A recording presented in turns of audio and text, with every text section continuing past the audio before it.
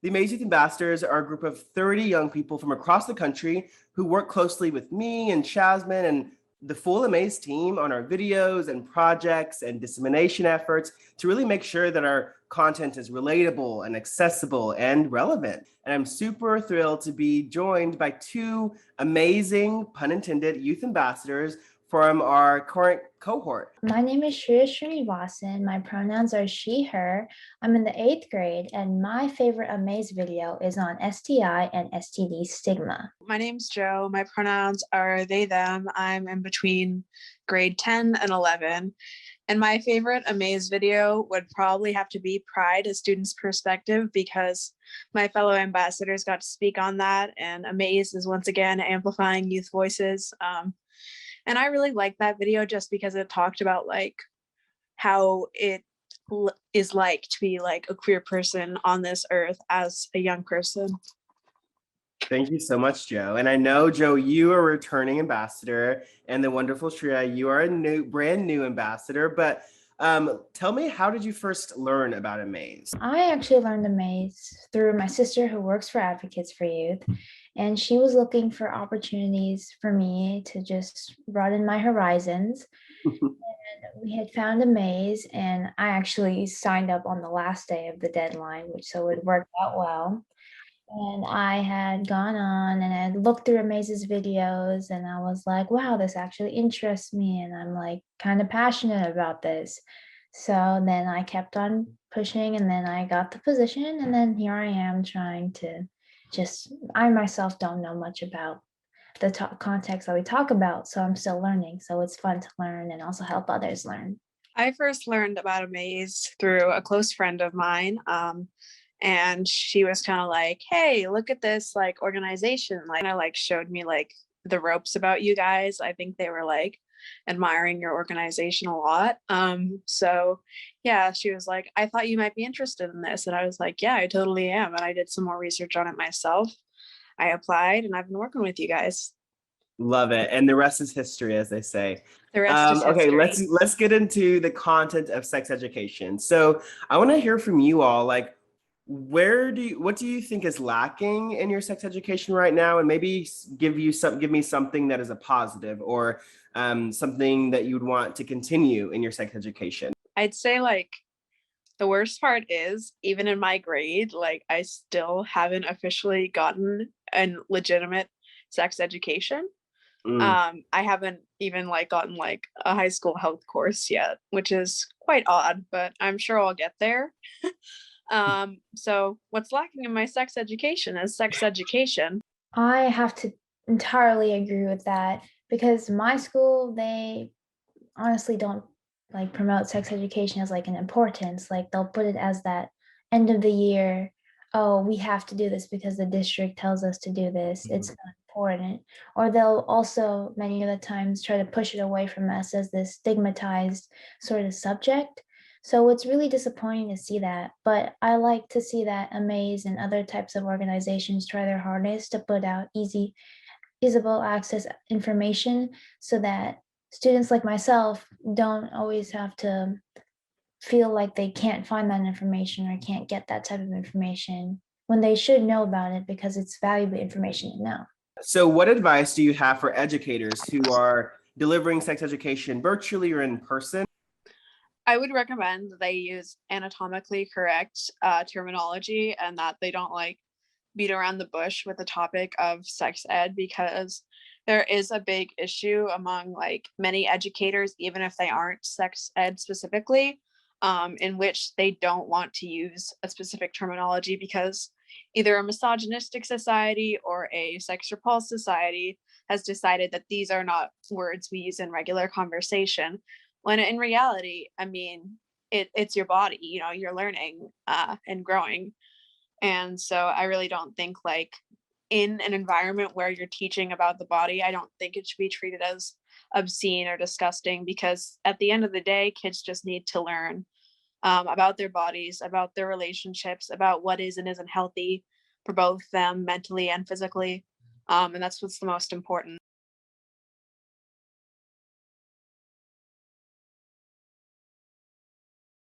My first question that I have for whoever wants to answer is, What is one thing that you want educators to know about young people? So I guess one thing that I really want educators to know is that young people are not as naive as they're made out to be. More often than not, we know what's going on. And the younger that children are, the more people assume that they don't fully understand things. But they definitely do. I feel like, educators also think that kids want to learn. I think that kids want to learn, but we have to encourage them to learn in ways that are entertaining. School is usually, I don't want to say boring, but it's not as fun. And adding things into lessons like AMAZE and things like that can really amplify the want to learn for students. So, yeah, that's what I want to just add on. So, my name is Con Peterson. I'm 7th grade and I use he and pronouns.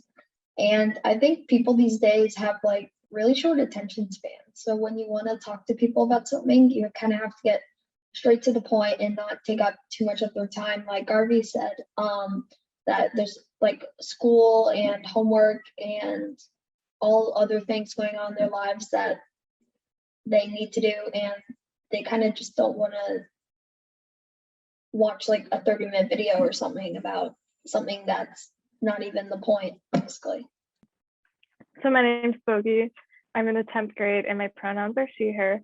And one thing I think educators should know about young people is that everyone has different experiences. And so some parents are less lenient about what they tell their kids about sex ed. And so it's really kind of varies. And so you should, some kids have different like knowledge in sex ed, so they should kind of be aware of like everyone's different like level and social status and all these different subjects.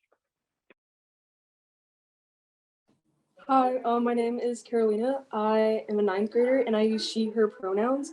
And one thing that I also want to like bounce off of Kayla is that we know a lot of things. So that means that we also have opinions about a lot of things too. So yeah, I just wanted to let you guys know that. Awesome. Does anyone else want to share one thing that you want educators to know? Yes, Darlene? Another thing I would add is that sometimes some educators think that because you're not talking or interacting, you're not interested in the topic, and it could just be like you're not like you're feeling tired, or you're not in an active energy, but you're still interested in the topic. I would like to say one thing I think educators should know is those little like pamphlets they give us about sex ed. We like don't read those and we throw them out. Or I don't know about y'all, but I usually throw those out. Honesty. What else can we ask for? Okay, the next question I want to get from you all is one thing that you would like to see included in sex education. Is more talk about like the menstrual cycle, because I feel like it's very like undermined, I guess. And like you don't hear about it as much as you should. I definitely agree. What I also wanted to say was that I think that we need more consistency, especially when we're talking about sex ed. Now, like the last time that my school talked about sex ed in 5th grade and I'm in 8th grade. So I feel like, just consistent topics and consistent conversations will help us really grasp topics. I'm gonna say my name and grade now since I didn't before. I'm Kayla, and I'm in 10th grade. And I think two things that should definitely be talked about more is one, we hear a lot about heteronormative sex education, and we don't talk enough about sex and what that looks like for everyone, and with every person. And I think that, our sex education should be inclusive of all sexual orientations and all gender identities. And I also think that we should talk about the concept of virginity and what it means to be a virgin, because it is also a very heteronormative topic. And I think it's something to be discussed. And, it is such a like widely talked about topic, and it's very taboo. But we should talk about it. Hi, my name is Randall Rockcliffe. I am a junior in high school, And what's one thing that I would like to see in incorporated in sex education in classrooms is how to be safe on social media. I feel like a lot of kids nowadays are getting exposed to social media at a young age, and most of them don't know how to properly navigate it. So we're left with exposure to harmful, the internet, harmful internet. And another thing is how to be in healthy relationships. I feel like a lot of kids these days don't know how to have a healthy relationship or can acknowledge if they're in an unhealthy one. So that's another thing I would like to see incorporated into sex education. Yeah, I agree with Randall, and also I forgot who said it, but I agree with the person that said that we need to like see more consistency, because again, the last time that anybody at my school talked about sex ed was in 5th grade, and we never talked about it in middle school. And I don't know, I'm also in my first year of high school, so I don't know if they're going to do it, but I would like to see more of it, like more people talking about it. One more thing really quickly. I feel like we always talk about things on the surface and just trying to cut underneath that surface level. I think that we would get much farther as to educating people. So yeah. Speak on it. Go ahead, RJ. Sorry. I also wanted to add one more thing. I feel like there's a lot of negative male stereotypes and stigmas with toxic masculinity. And I think it needs to be addressed and it's not addressed enough in sex education and especially in classrooms. So, and I think that would be really beneficial, especially for me as a guy, to see that incorporated into classrooms. And one more thing is, I feel like in sex ed, they should also talk about the emotional aspect and not just the physical aspect, because it's a pretty emotional thing for a person, and it's just something that's important. So that should be something that's also talked about, and just the emotions and you have different hormones that are changing and your body's changing. And so how, not just how you feel on the outside, but how you feel on the inside. All right, last question that I want to get your input on is, what's your favorite thing to watch online right now? Give me some show recommendations, some YouTube recommendations. Go ahead, Addie. My name is Addie. I'm in 5th grade, and I go by they, them pronouns. My favorite TV show is anywhere from Vampire Diaries to Riverdale to Stranger Things, because I don't know, I've watched them all a lot. I watch a show on YouTube. It's called Night Watch. It's a show about like first responders, because I'm an emergency medical technician in training right now, and I find that very interesting because they're real cases, and it's like I love it. I've been watching the show. I don't know if you've heard of it, but it's called Squid Games. It's actually really interesting. I don't know if we've heard of it, RJ. Oh, you've heard of it? Everyone has heard of Squid Game. I'm in love with that show.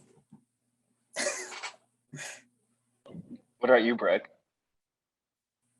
Y'all can't make fun of me, but I do like High School the Musical, the series. I love Emma Chamberlain, and one of my reasons that she's one of my favorite influencers is because she doesn't complain about things that involve her fame, which is like props to her for that. But I also really like Umbrella Academy, which I just started watching, Criminal Minds, and How I Met Your Mother. It is so funny. Like, it is criminally underrated. My name is Arlene. My pronouns are she, they. I'm in 6th grade, and one of my favorite YouTubers is Darman, because like he's pretty funny in his videos, and honestly, it's like I wouldn't say it's cringy, but I usually watch it alone and I get distracted easily with it. Something I am absolutely obsessed with is Grey's Anatomy, but let's be honest, anything that Shonda Rhimes writes is magic. Big Mouth. The new season is coming out, and I'm so excited for it. Very soon. Yeah. I throw that in there. I'm right now too scared to watch Squid Games, but I've heard that it's really good.